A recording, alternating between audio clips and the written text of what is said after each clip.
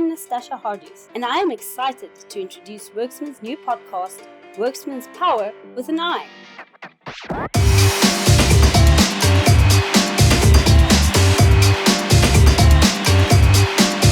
Welcome to Worksman's Power with an I, or Worksman's podcast on women in insolvency and restructuring.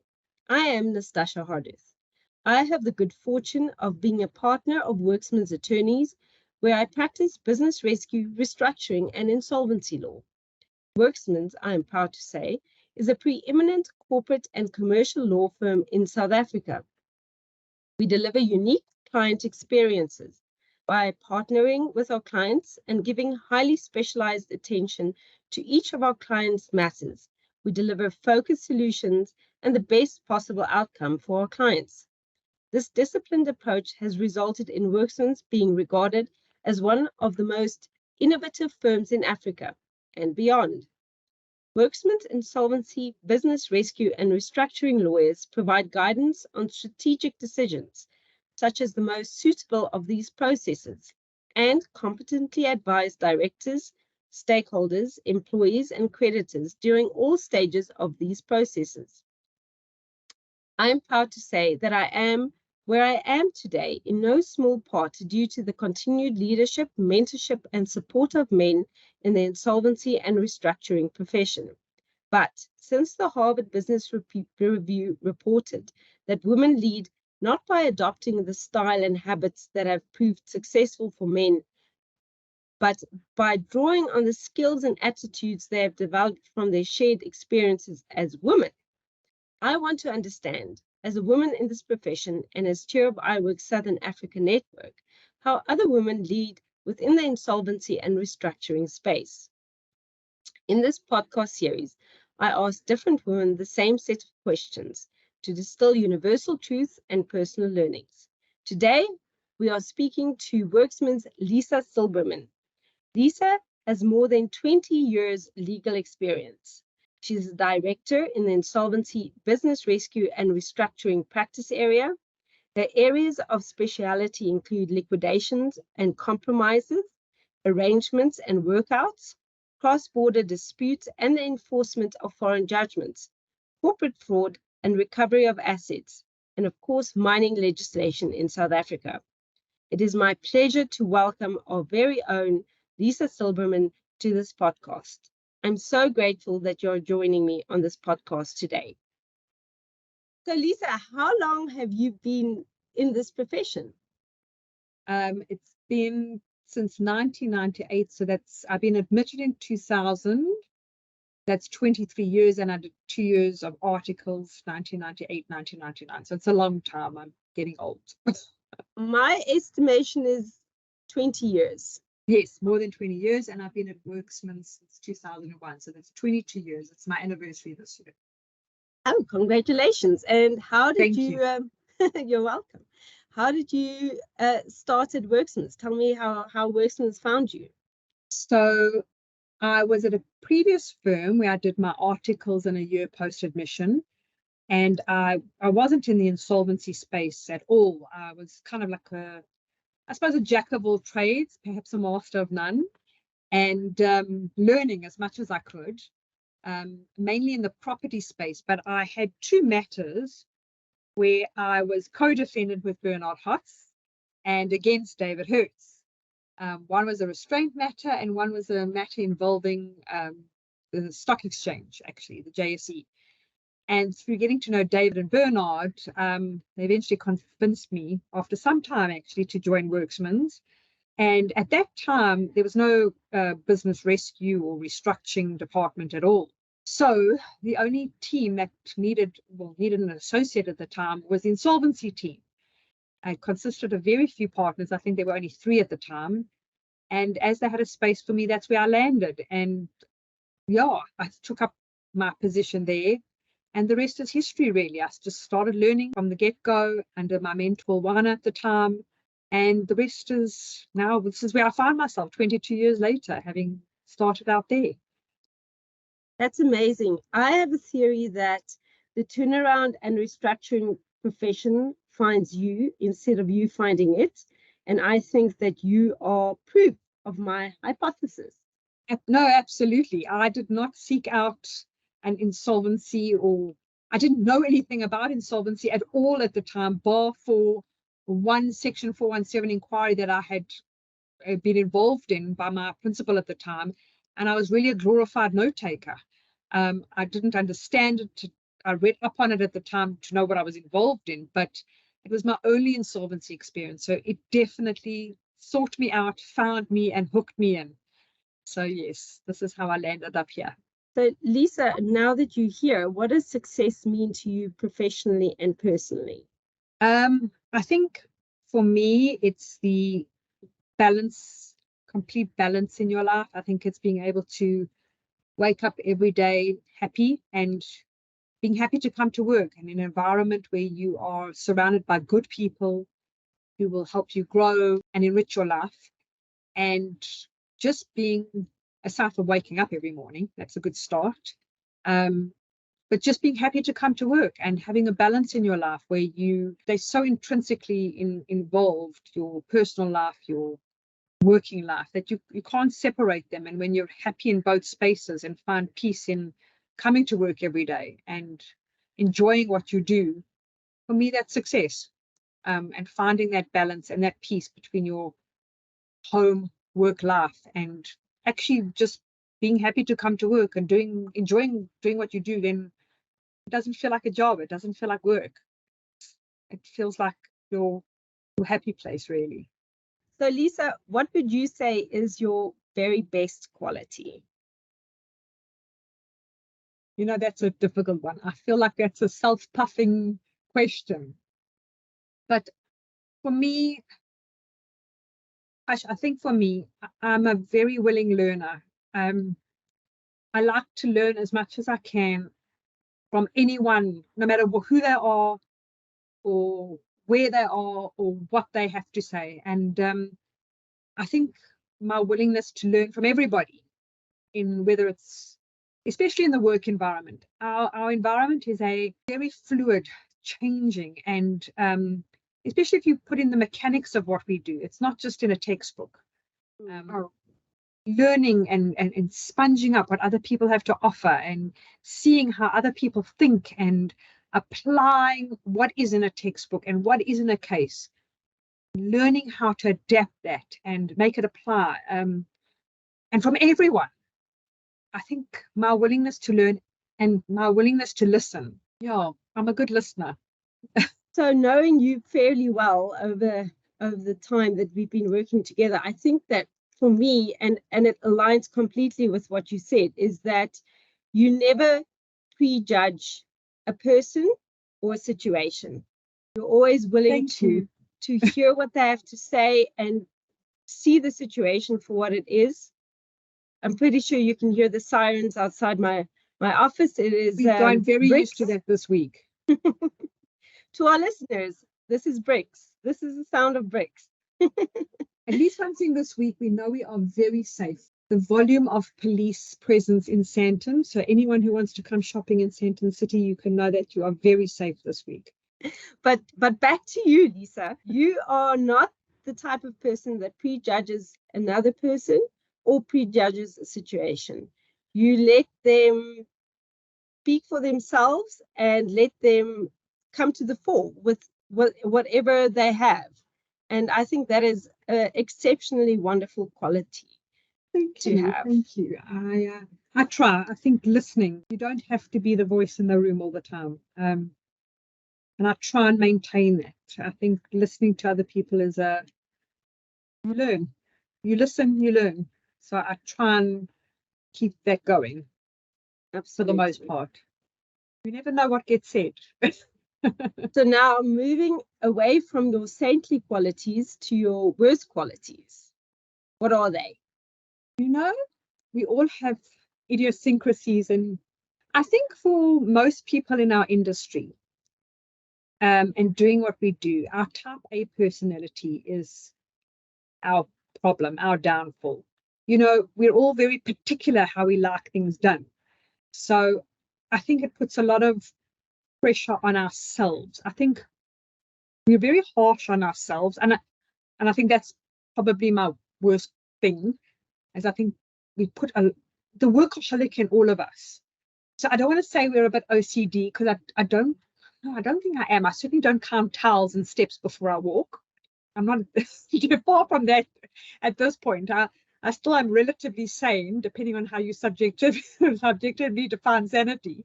But the type A in us means that we're very pedantic and perfectionistic in the way that we do things. And that's a lot. And I think we internalize, or I internalize our matters. I take them very personally.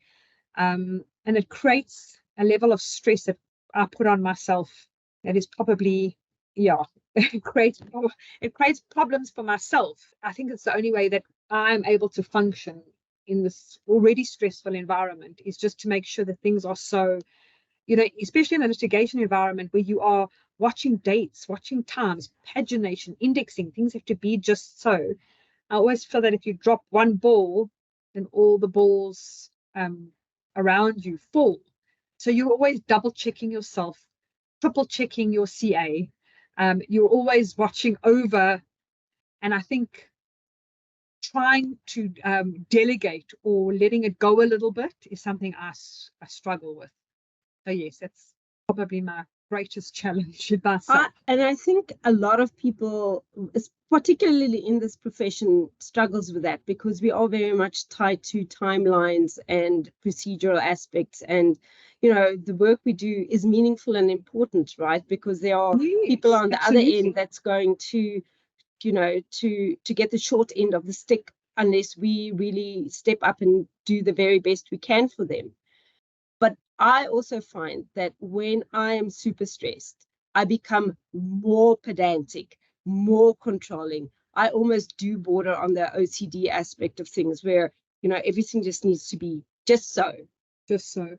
It's even at home. That's where it spills over from work to home. No, I'm lucky in that home is home, and they keep me very grounded. But when I'm here, and bearing in mind, our job is also largely to teach our juniors. So I find that I struggle with that, because combined with trying to teach, you don't want to seem over controlling. You have to maintain a level of patience. So for me, that is what I struggle with in fulfilling that role. Lisa, how both your best and your worst qualities served you professionally? And I would really love some real life anecdotes for our listeners. Oh, now that's going to be a difficult one, because I think the combination of all of those things allow us to do our jobs. And I haven't been fired yet, I don't think. No, thank goodness. You're part of the furniture. You have certainly not been fired. No. But listen, it's come close, where you actually just think, well, this is the way I'm doing things, and if you don't like it, But no, it hasn't, thank goodness. And you deliver for your clients, and you do the absolute best that you can. But when you think about the stress that it creates itself, sometimes you think, I'm having chest pains. Don't think I haven't run off to the doctor, phone the doctor and go, I've got pain up my arm, I've got chest pain, I can't breathe. And for them to tell you, darling, it's just stress. When you've got monitors on your chest and it's just stress, take a muscle relaxant, and if you're not better in 3 hours, call me again. This is what we do to ourselves, from the internalization of your stress levels. And we live on cups of coffee or headache tablets and those kind of things, but this is what you think. I mean, it's happened where during COVID times you can't breathe because you think of the levels of the stress you sustain, and you think you've got COVID. No, actually you've just pulled muscles in your chest from stress. But I don't think that I am, from that point of view, unique in any respect. Everybody's stress levels manifest in different ways. So I found that from a poor quality perspective, where you internalize all these things and then they have manifestations in your health. From the good quality point of view, I think that it enables me to add a contribution, in that it helps with the conduct of matters, and it helps me to train our juniors and teach and grow from their inputs into matters, which is quite nice. We're able to bounce off each other. And also within my team environment, I have a incredible team that I work with, fabulous people who are so super intelligent. It's almost like having a textbook resource of practical implementation of what we do every day on my doorstep. It enables me to open a door and run up the passage and engage and debate with people. And when you're willing to learn and listen, and you learn from and grow from those people. So it's been such an incredible asset for me. Well, I see it as an incredible asset that I have this wealth of learning up the passage from me. So yeah, for me, those are how my best and worst qualities all have come together in the course of my career. I mean, I'm sure if I had time to write down all these things that have happened to me over years, I could come up with some funny ones, but those are really it. Do you have a matter, a legal matter, where both those qualities came together or collided? Do they not come together and collide all the time in everything that we do?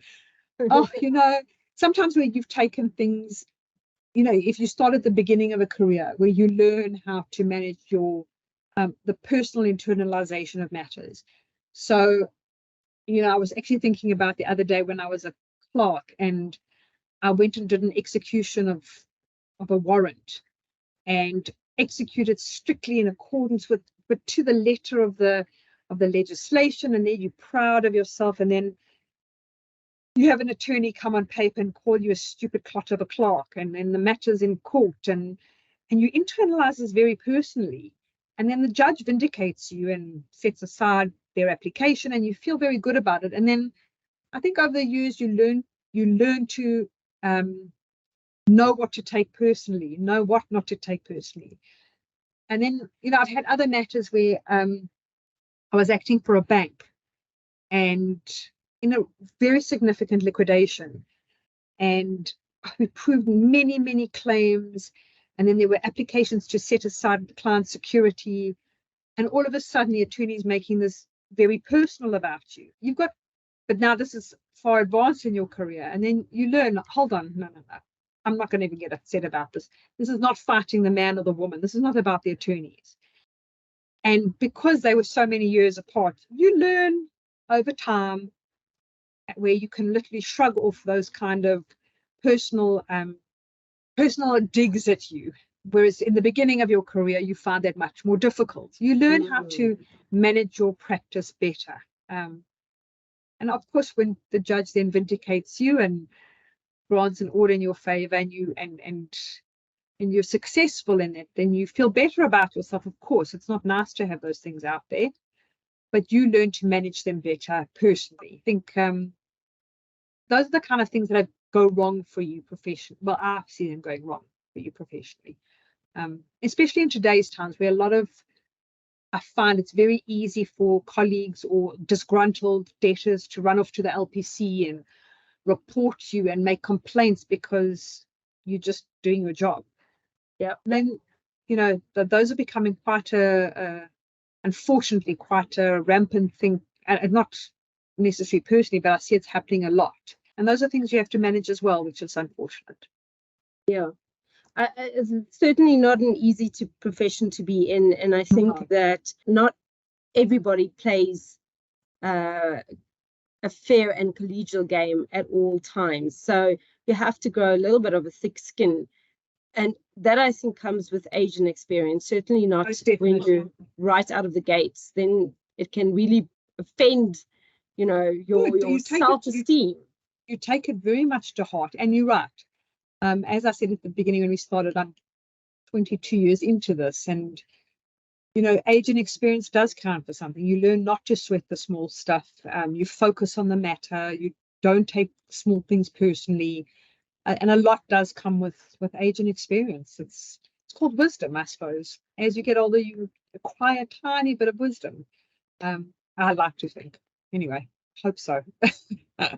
What little piece of wisdom would you give your younger self, looking back at you coming into the profession as a bright-eyed candidate attorney so many years ago? I think it's whether it's as a lawyer or as a human being, I don't think it makes a difference. There's certain things that would apply to what we particularly do, and certain things are just as a human being. Remember your manners. Those will that should never, ever change, no matter who you are. It doesn't harm to be kind to anybody. And I think what you can achieve through that kind of behavior should apply whether in your personal life or at work. And bearing in mind the environment, the very antagonistic and difficult environment that the insolvency and restructuring profession finds you in, just your integrity is everything. And don't compromise that integrity for anyone.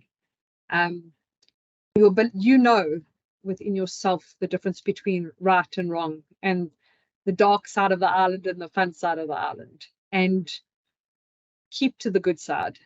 As hard as you might find it sometimes, your name is everything, and just don't compromise your integrity for anything or anyone. I agree with that. My mom used to say, or she still says it, is that the world can take everything away from you except your name and your reputation. Absolutely. It's all you actually have. Correct. So I think, especially in establishing your relationships with your colleagues, you learn, I mean, over all the years, you have established relationships with your colleagues. And if they feel that you are someone they can talk to, approach about a matter, that in their dealings with you, you will be honest and decent. That really does count for a lot, I believe. So, yeah, I think that's worth a lot to my younger self, or to anyone else for that matter. What are you working on creating for yourself right now? You say it can be professional, it can be personal, can be creative. What are you creating now? Listen, I don't have a creative bone in my body. I wish I did have a creative outlet, and I wish we had time to have creative outlets. But I think just maintaining sanity, you get to a point now where you are tired and you feel stressed and overworked. I'm trying to just maintain a very healthy balance, where just looking after yourself, actually. I had a client that I lost the beginning of the year in very tragic circumstances, and he always said to me, sitting is the new smoking. And I think of that very, very often. So what I'm trying to work, because we lead a very sedentary life in sitting behind a desk, and we still for most of the day. And for me at the moment, that's what I'm trying to work on, is to try to get up and move a bit more. And because I think at my age now, trying to adapt to more healthy lifestyle. So it hasn't been easy over the last 2-3 weeks, but I'm trying to take care of my health in a better way, to keep a better balance between the work environment and just looking after yourself and being healthy, eating well, doing some exercise, and just trying to stay healthy, because I think it's good for you both physically and mentally. I think you need a break from just focusing on your work constantly and all the time. So yeah, that's kind of what I'm focusing on at the moment. I think that putting time and energy into your physical and mental health is an excellent investment. That being said, you have created something. You have created a beautiful reputation.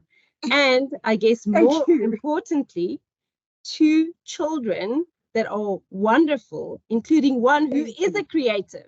So kudos to you. Yeah, indeed. It's certainly not from my skills, I can assure you. It comes from the other side of the gene pool, but definitely not me. But yes, I do like to think that if you go to that point in my life, yes, they are by far and without question the greatest creations, for sure. But yes, joys of my life keep me grounded, and without a doubt the greatest creations. So yes, thank you, by the way, for those very kind words. Oh, Lisa, thank you. I'm Nastasha Hardith, and you've been listening to Worksman's Power with an I. To keep up with Worksman's Power episodes, subscribe on Apple Podcasts and follow Worksman's on LinkedIn, Facebook, and Twitter for updates. Worksman's Attorneys. Keep us close.